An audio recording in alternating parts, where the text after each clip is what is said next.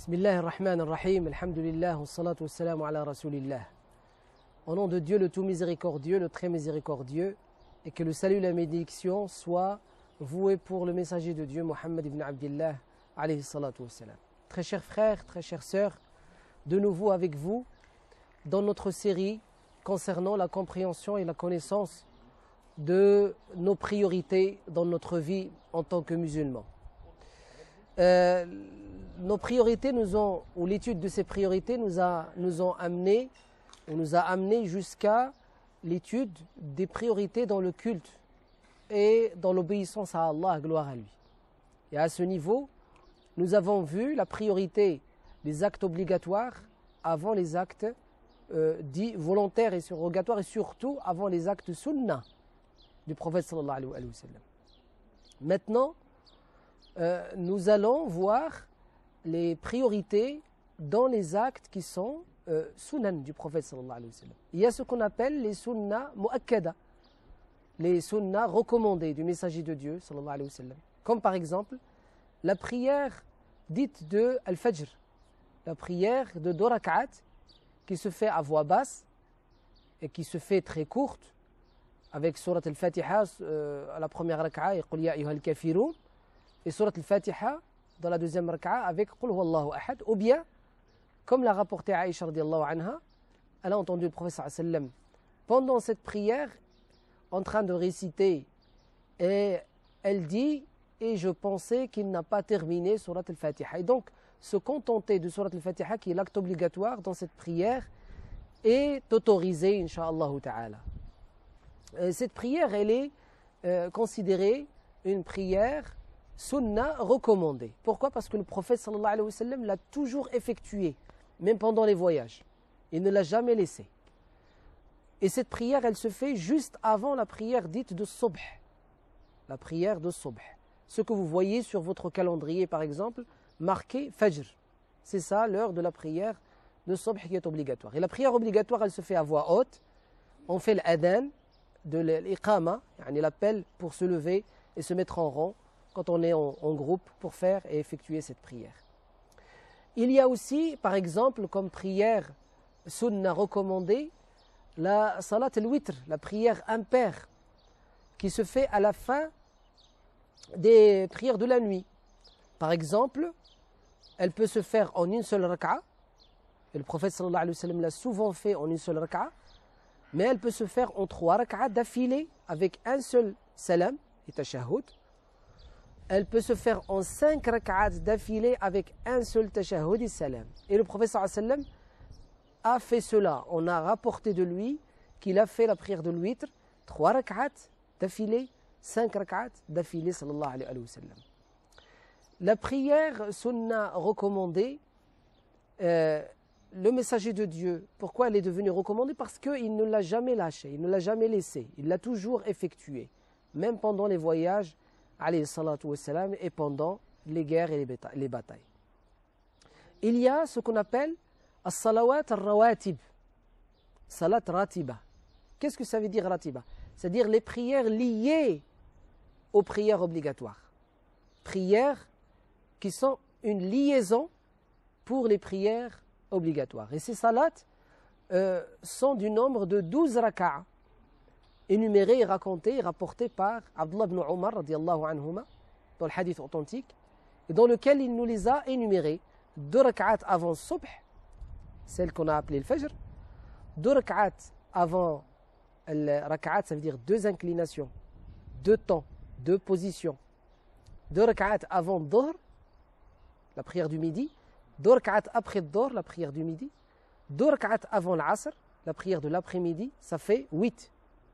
2 rak'at après Salat al-Maghrib, la prière du coucher du soleil, ça fait 10. Et 2 rak'at après Salat al-Isha, ça fait 12 rak'at.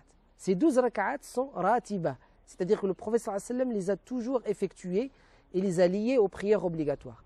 Il lui est arrivé sallallahu alayhi wa sallam de recevoir le groupe ou la délégation de Najran qui sont venus du Yémen. Il les a reçus à la mosquée, c'était pendant la prière de Dhuhr, après qu'il a effectué Salat al-Dhuhr. Et lorsqu'il les a reçus, il n'avait pas encore fait les 2 rak'at après Dhuhr. Qu'est-ce qu'il a fait? Il les a repoussés. Quand est-ce qu'il les a effectués? Après l'Asr. Alors qu'il nous a interdit de prier après l'Asr, les prières dites volontaires ou surrogatoires.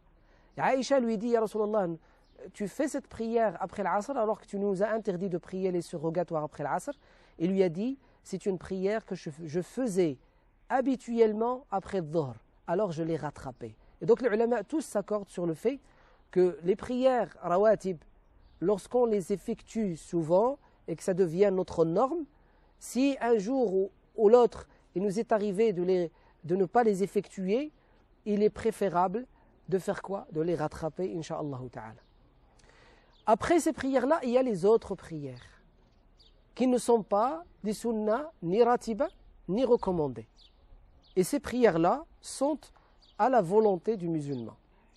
Autant que vous pouvez, priez, priez. فَصَلِّ لِرَبِّكَ وَانْحَرْ إِنَّ شَانِئَكَ هُوَ الْأَبْتَرُ. Et donc, salli et prie comme tu peux, incha'Allah ta'ala, il n'y a pas de limite. Ce qu'il y a, c'est que le prophète, alayhi salatu wassalam, dans la prière de la nuit, il nous a laissé une norme sans limiter. Ces prières de la nuit, elles étaient entre 9 et 13 rak'at. Ça a été rapporté dans le Musnad de l'imam Ahmed, 9 rak'at, par Abdullah ibn Abbas. Ça a été rapporté dans les 2 authenticités de Bukhari et Muslim, 11 rak'at. Ça a été rapporté dans les Sunan d'Abi Daoud et Tirmidhi, 13 rak'at, et il a été authentifié par l'Arnaout et par le Cheikh Al-Albani, rahimahumullah. Et donc tout ça, c'est très important à comprendre. Il y a des priorités même dans notre culte. Quand on a parlé de sunnah recommandées, parlons d'autres cultes que la prière. Le culte, par exemple, de l'offrande. L'offrande du jour de l'Eid, de l'Adha, lorsqu'on sacrifie le mouton, cette offrande n'est pas obligatoire. Elle est une prière recommandée. Elle est un acte sunnah du prophète sallallahu alayhi wa sallam recommandé. Et les sunnahs d'Ibrahim alayhi salatu wa sallam et tous les prophètes messagers qui sont recommandés et non pas obligatoires. Aussi, il y a par exemple al-aqiqah, c'est-à-dire le baptême, comme on peut l'appeler en français. Et donc cette aqiqah, c'est-à-dire immoler un mouton ou 2, faire un repas, inviter les gens, montrer la reconnaissance que nous avons vis-à-vis de Dieu de nous avoir donné un enfant par ce geste-là, par cette adoration-là, c'est un rite qui est une sunnah recommandée et non pas une obligation, incha'Allah ta'ala. Et donc les actes dits sunan recommandés passent avant les actes volontaires qui sont des actes de vertu. Les actes de vertu autour de ce qu'on appelle les piliers de l'islam. Par exemple, dans les prières, autour des prières obligatoires. Les prières volontaires. Dans, par exemple, les zakats, c'est les aumônes qu'on donne volontairement. Les charités. Quand il s'agit du mois du Ramadan, c'est les jeûnes des jours que nous jeûnons, par exemple le lundi et le jeudi. Par exemple, les 3 jours de la pleine lune, le 13e, 14e et 15e jour du mois lunaire. Le jour de Arafat, le jeûne du jour de Arafat, le jeûne du premier jour de l'année, de l'an hégirien, de l'an lunaire, qui est le premier jour de Muharram. Tout ça, le Ashura, le jour de Ashura, ces jeûnes-là sont des jeûnes de jeûnes sunnah recommandés du prophète sallallahu alayhi wa sallam. Il les a toujours effectués alayhi salatu wa sallam. Et parmi eux, il y en a qui ne sont pas recommandés.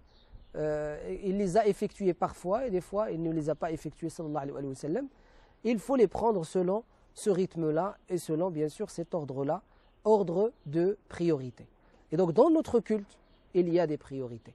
La prière en groupe, elle est prioritaire comparée à la prière individuelle de chacun d'entre nous. Le prophète alayhi salatu wa sallam a dit, la prière en groupe, elle est équivaut à 27 fois la prière de l'individu tout seul, ou dans sa maison, ou dans son lieu de travail. Que ce soit pour l'homme ou que ce soit pour la femme. Il y a des hadiths qui ont été rapportés, enfin des informations, Disons et parlons de l'inverse.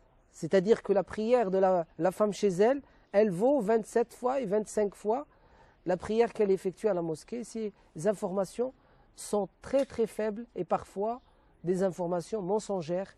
Les ulama de l'hadith nous les ont indiquées et il ne faut jamais les mentionner si ce n'est pour dire aux gens que ce n'est pas authentique. Mais les utiliser pour dénigrer et rabaisser la femme, nous n'avons pas le droit.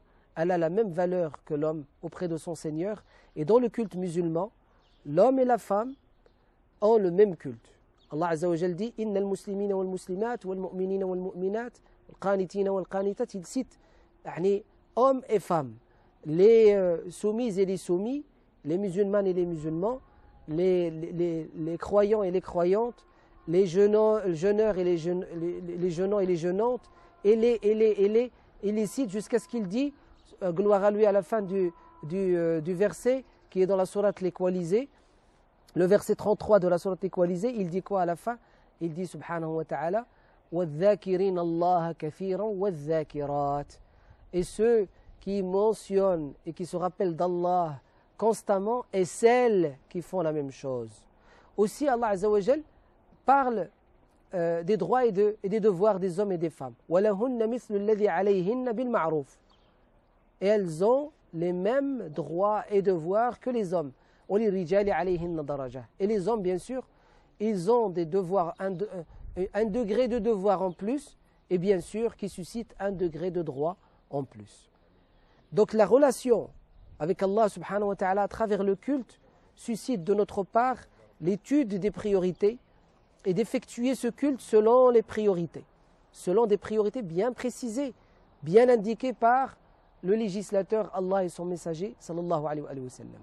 Dans notre culte, il y a aussi le pèlerinage. Le pèlerinage est obligatoire une fois dans la vie, mais rien n'empêche un musulman qui est dans la capacité et la possibilité d'aller encore au pèlerinage de le faire. Aussi, il y a d'autres pèlerinages qu'on appelle les pèlerinages mineurs, al-Umrah, et qui aussi sont indiqués, le prophète sallallahu alayhi wa sallam les a indiqués. Nous avons le droit de les effectuer à côté de ce pèlerinage obligatoire que nous avons fait, et cela relève de quoi? De la priorité, incha'Allah ta'ala, dans le culte musulman. Sur ce, incha'Allah ta'ala, je m'arrête et je vous donne un rendez-vous juste après, incha'Allah ta'ala. Wassalamu alaikum wa rahmatullahi ta'ala wa barakatuh. Alhamdulillahi rabbil alamin wa salatu wassalamu ala ashrafil mursalin. Très chers frères et sœurs, bienvenue encore avec nous dans cette émission et la suite de cette émission, que nous continuons, incha'Allah ta'ala, pour passer dans nos priorités, de la priorité du culte qui nous permet d'aller vers la priorité du comportement et de la relation, ce qu'on appelle la noblesse de caractère.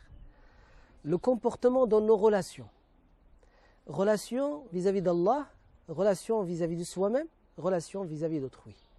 Respect d'Allah Azza wa Jal, gloire à lui, permet le respect de soi-même.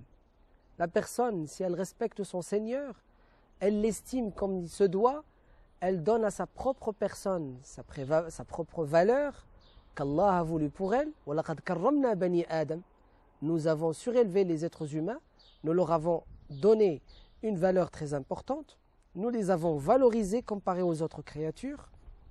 Aussi, au fur et à mesure, on reconnaît notre Seigneur, on se reconnaît nous-mêmes.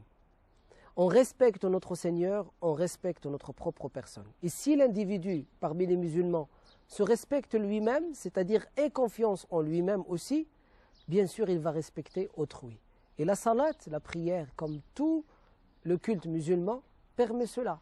Allah Azza wa Jal, gloire à lui, dit à la fin de la sourate Les Bestiaux, Al-An'am, « Qul innani hadani rabbi ila siratim mustaqim » dit, mon Seigneur m'a guidé dans un droit chemin, dinan qiyama, une religion de droiture, millata Ibrahim, le monothéisme pur de Ibrahim, de Abraham, le prophète.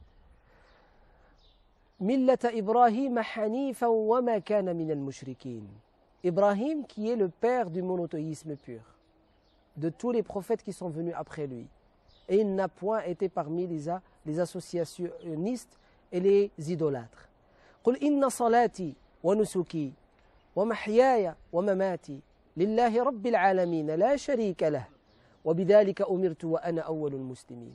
Et donc ma salat, mes actes de dévotion, ma vie, ma mort sont voués totalement pour Allah. C'est-à-dire, je m'en remets à Allah, gloire à lui. C'est ça l'islam. C'est ce qui m'a été prescrit et je suis le premier parmi les musulmans. Et donc Allah, gloire à lui, nous a indiqué bien sûr là aussi des priorités. La salat, elle est prioritaire par rapport aux autres actes de dévotion. Et dans les actes de dévotion, nous avons le côté relationnel et surtout le comportement et la relation avec moralité vis-à-vis d'autrui. Relation dans le sens de lien. Le lien que nous avons avec Allah est un lien que nous avons avec nos parents. Allah, gloire à lui, l'a dit à plusieurs reprises dans le noble Coran. وَبِالْوَالِدَيْنِ إِحْسَانًا. Et sois bon envers tes pères et mères, dit Allah, gloire à lui. Après qu'il nous a parlé de son unicité. Luqman, le sage, dans la sourate Luqman, s'adressant à son enfant, la première chose qu'il lui dit, قَالَ يَا بُنَيَّ لَا تُشْرِكْ بِاللَّهِ إِنَّ الشِّرْكَ لَظُلْمٌ عَظِيمٌ. Ô mon enfant, n'associe à Allah aucune autre divinité, car l'idolâtrie est la pire des injustices. وَوَصَّيْنَا الْإِنسَانَ بِوَالِدَيْهِ إِحْسَانًا. Et nous avons exhorté l'homme à être bon envers ses pères et mères. Et donc, d'abord, vous voyez, l'unicité d'Allah en priorité, cette priorité nous amène à une autre priorité dans le comportement. Et la priorité dans le comportement, c'est d'être bon envers nos pères et mères. Puis par la suite, bien sûr, la bonté que nous avons dans l'éducation de nos enfants, la relation avec nos enfants, cette clémence et miséricorde qu'Allah a citée aussi dans le noble Coran. Dans le noble Coran, Allah Azza wa Jal, alors que dans la sourate l'Isra, le voyage nocturne, il parle d'être bon vis-à-vis des pères et mères. À la fin, il dit وَقُلْ رَبِّ ارْحَمْهُمَا كَمَا رَبَّيَانِي صَغِيرًا. Ô Seigneur, sois clément envers eux comme ils l'ont été envers moi quand j'étais enfant. Et donc, les parents se comportent avec clémence envers leurs enfants, et les enfants, quand leurs parents deviennent vieux, ils doivent se comporter avec clémence envers eux. Rahma wa rahma. Wa qul rabbi irhamhuma kama rabbayani saghira. Tels qu'ils m'ont élevé par la miséricorde, ils se sont occupés de moi dans mon enfance par la miséricorde, je dois m'occuper d'eux, moi aussi, par la miséricorde. حتى إذا بلغ أشده وبلغ 40 سنة قال رب أوزعني أن أشكر نعمتك التي أنعمت علي وعلى والدي. Lorsqu'il atteint sa maturité et lorsque surtout il atteint l'âge de 40 ans, c'est-à-dire il va en général se marier, avoir des enfants, il s'adresse à Allah Azza wa Jal dans son culte, dans son adoration de Dieu, gloire à lui, et il lui dit en le priant, ô Seigneur, permets-moi d'être reconnaissant envers toi et reconnaissant envers mes parents. وأن أعمل صالحا ترضاه. Et que j'agisse dans le bien envers mes parents, une action que tu agrées. وأصلح لي في ذريتي. Et fais en sorte que mes enfants se comportent avec moi de la même manière, c'est-à-dire se comportent vis-à-vis de moi par clémence, se comportent vis-à-vis de moi par un comportement, une noblesse de caractère, qu'ils aient une relation avec moi qui est une relation basée sur ce que tu agrées, ô mon Seigneur. وَقُلْ رَبِّ ارْحَمْهُمَا كَمَا رَبَّيَانِي صَغِيرًا. Ô Seigneur, fais en sorte que la clémence les touche dans leur vieillesse par mon action, comme ils m'ont touché par clémence dans mon enfance, et aussi وَأَوْزِعْنِي. Et donc permets-moi, Seigneur, que je puisse être bon vis-à-vis de mes parents et que mes enfants soient bons vis-à-vis de moi.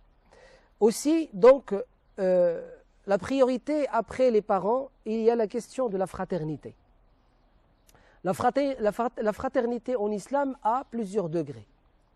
Le plus bas degré, basique de fraternité, al-ukhuwa al-insaniya, ce qu'on appelle la fraternité humaine.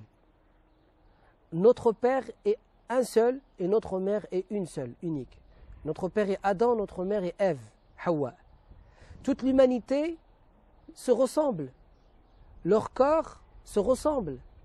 Leurs âmes sont les mêmes âmes, mais différentes les unes des autres.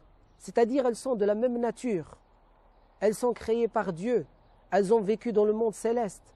Elles ont été portées par des anges, des êtres purs.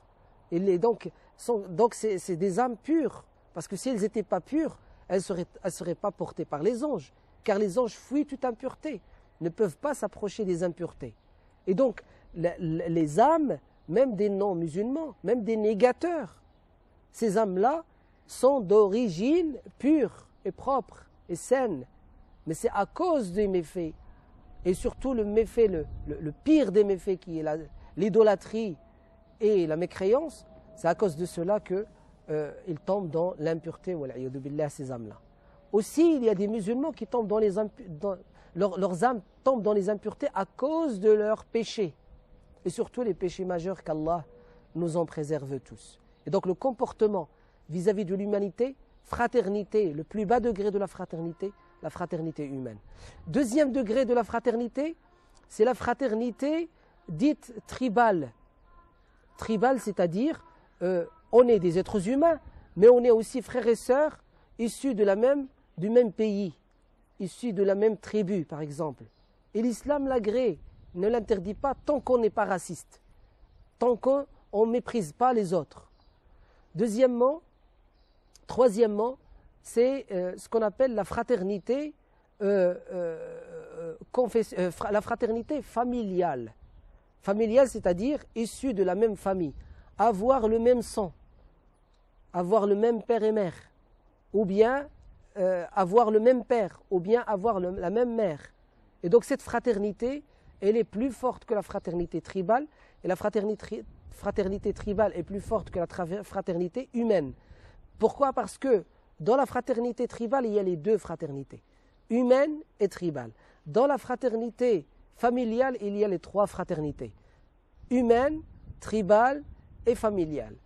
Et la meilleure fraternité que doivent avoir les musulmans, c'est la fraternité confessionnelle. C'est ce qu'on appelle en islam l'amour fraternel. On a 4 fraternités à partager, nous les musulmans, entre nous. Et la plus forte, c'est le fait que nous ayons tous foi en un seul Dieu unique et que nous suivons tous son messager Muhammad sallallahu alayhi wa sallam. Troisième chose, dans la question du comportement, par degré de priorité, la question de la relation humaine en islam. Cette relation humaine, elle est régie par la parole d'Allah subhanahu wa ta'ala quand il s'adresse à toute l'humanité et qu'il met les musulmans dans cette humanité. Lorsqu'il dit, subhanahu wa ta'ala, d'avoir l'entraide pour réaliser le convenable, le louable, et pour s'écarter du blâmable. Alors qu'Allah subhanahu wa ta'ala, dans le verset 3 de la sourate, la table servie, parle du fait que les Qurayshites ont refusé que les musulmans fassent la Umrah pendant la période où il y a eu le pacte de l'Hudaybiyah. Et les musulmans sont retournés à la Mecque, à Médine. Ils n'ont pas réalisé leur Umrah et ils vont le faire l'année d'après. Quand ils sont retournés à Médine, Allah Azza wa Jalla le révèle. Ce n'est pas parce que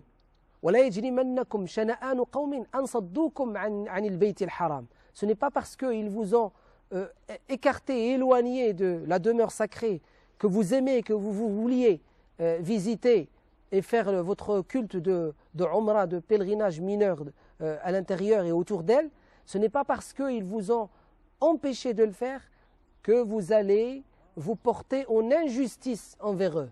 Allah Azza wa Jalla dit, soyez justes et entraidez-vous entre vous les musulmans et entre vous et eux les non-musulmans, à réaliser le convenable, le louable et à s'écarter et écarter et éloigner le blâmable. Entre musulmans et les non-musulmans, entre les musulmans entre eux. Ça c'est d'office. Aussi Allah Azza wa Jalla dit, ô vous les gens, nous vous avons créé d'un mâle et d'une femelle et avons fait de vous peuple et communauté afin que vous vous entreconnaissiez. Donc les musulmans ne doivent pas s'écarter des non-musulmans. Ils ne doivent pas s'isoler et vivre en petite communauté, fermés sur eux-mêmes. Non, on doit vivre avec les gens et partager avec les gens cette vie. C'est ce qu'on appelle la relation humaine, afin que nous puissions tous réaliser le bien-être général, ce qu'on appelle l'intérêt général, al-maslaha, et qu'on s'écarte bien sûr des préjudices, bad-darar. Le Nabi sallallahu alayhi wa sallam dit la darara wa la dirar, n'effectue pas et ne commets pas de préjudice, tu ne subiras aucun préjudice. Sur ce, je m'arrête incha'Allah ta'ala et j'espère vous revoir très bientôt. Ila al-liqa wa assalamu alaykum wa rahmatullahi ta'ala wa barakatuh.